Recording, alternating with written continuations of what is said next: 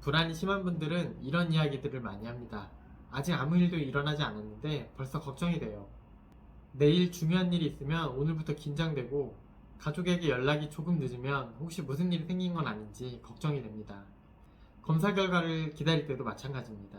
아직 아무것도 정해진 게 없는데 자꾸 가장 나쁜 상황부터 떠올리게 됩니다. 왜 아직 일어나지도 않은 일 때문에 이렇게 불안해지는 걸까요? 사실 불안에는 원래 중요한 역할이 있습니다. 앞으로 생길 수 있는 위험을 미리 예상하고 준비하게 만드는 겁니다. 내일 중요한 발표가 있으니까 미리 준비하게 하고, 건강에 이상한 신호가 느껴지면 병원을 빨리 찾아가게 하는 것도 이러한 불안의 기능과 관련이 있습니다. 문제는 위험을 예상하는 기능이 필요 이상으로 작동할 때입니다.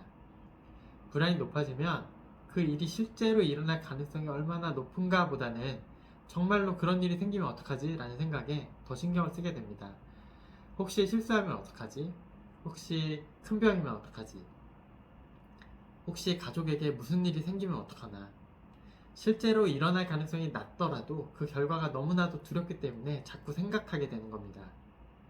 여기에는 불확실성에 대한 인내력 저하라는 개념이 중요한 역할을 합니다. 쉽게 말하면 아직 모른다라는 상태 자체를 견디기가 어려워지는 겁니다. 결과를 아직 알 수 없는 상황에서 지금은 모르니까 조금만 더 기다려보자 라고 생각을 하기보다는 어떻게든 답을 찾아야 마음이 놓입니다. 그래서 인터넷을 계속 검색하기도 하고, 주변 사람들에게 같은 질문을 계속 반복해서 물어보기도 합니다. 혹시 문제가 생기지는 않을지 머릿속으로 여러 상황들을 계속 확인하기도 합니다. 걱정을 계속 하고 있으면 당장은 뭔가 대비하고 있다는 느낌이 들기도 합니다. 이 정도는 생각해둬야 문제가 생겨도 대처할 수 있을 거야. 미리 걱정해두면 나쁜 일이 생겼을 때 당황하지 않고 대처할 수 있을 거야. 이렇게 생각을 하다 보니까 오히려 걱정을 멈추는 것 자체가 불안하게 느껴지기도 합니다. 하지만 걱정을 많이 한다고 해서 미래를 더 정확하게 예측할 수 있는 건 아닙니다. 오히려 아직 일어나지 않은 위험을 머릿속에서 계속 반복하다 보면 몸이 실제로 위험한 일이 가까이에 있는 것처럼 반응하기 시작합니다. 가슴이 두근거리기도 하고, 숨이 답답해지기도 하고, 어깨나 목에 계속 힘이 들어가고, 잠자리에 누워서도 생각이 멈추지 않아서 잠드는데 시간이 오래 걸릴 수 있습니다. 결국 실제 위험이 있어서 계속 불안한 것이 아니라 위험을 계속 예상하고 확인하는 과정 자체가 불안을 유지하는 상황이 생길 수 있는 겁니다. 한의학에서는 불안이 오래 이어지는 상태를 감정의 문제로만 보진 않습니다. 아까 말한 것처럼 걱정을 반복하는 동안 몸에서 여러 가지 긴장 반응들이 나타나거든요.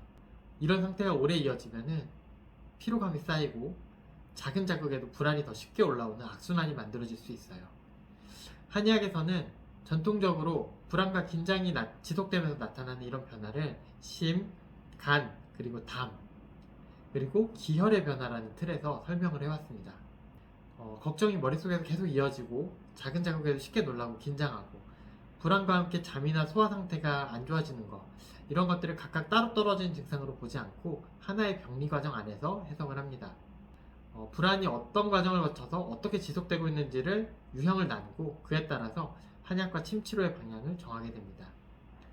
불안은 원래 미래의 위험에 대비하기 위한 기능입니다. 하지만 아직 일어나지 않은 위험을 계속 확인해야만 안심할 수 있게 되면 걱정은 더 이상 대비에만 머물지 않고 오히려 불안을 계속 이어가게 만드는 그런 악순환에 빠질 수가 있습니다.